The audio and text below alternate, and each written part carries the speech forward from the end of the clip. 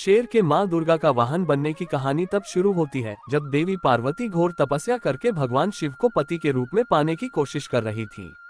सालों तक तप करने के बाद माता पार्वती को भोले भंडारी अपनी पत्नी के रूप में अपना लेते हैं। इसी बीच तपस्या की वजह से मां पार्वती का रंग काफी काला पड़ गया था।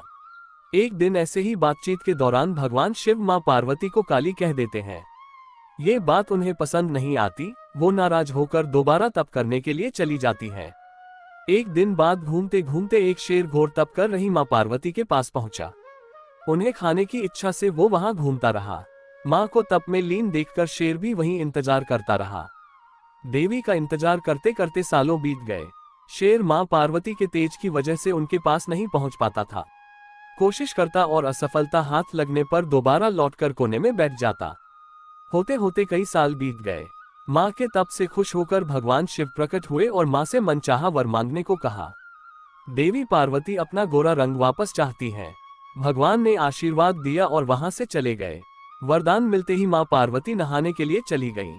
नहाते ही उनके शरीर से एक और देवी का जन्म हुआ, जिनका नाम कौशिकी पड़ा। उनके शरीर से काला रंग भी निकल गया था और मां का रंग पहले की तरह ही साफ हो गया। इसी वजह से माता पार्वती का नाम मां गौरी भी पड़ गया। नहाने के कुछ देर बाद मां की नजर शेर पर पड़ी। शेर को देखते ही उन्होंने भगवान शिव को याद किया और शेर के लिए भी वरदान मांगा। माता पार्वती ने भगवान से कहा, हे नाथ, ये शेर सालों से मुझे भोजन के रूप में ग्रहण करने के लिए इंतजार कर रहा था। मेरे पूरे तप के दौरान ये यही था। जितना तप मैंने किया है उतनी ही तपस्या इसने भी की है। इसी वजह से अब वरदान के रूप में इस शेर को मेरी सवारी बना दीजिए। भगवान ने प्रसन्न होकर माता की बात मान ली और शेर को उनकी सवारी बना दिया।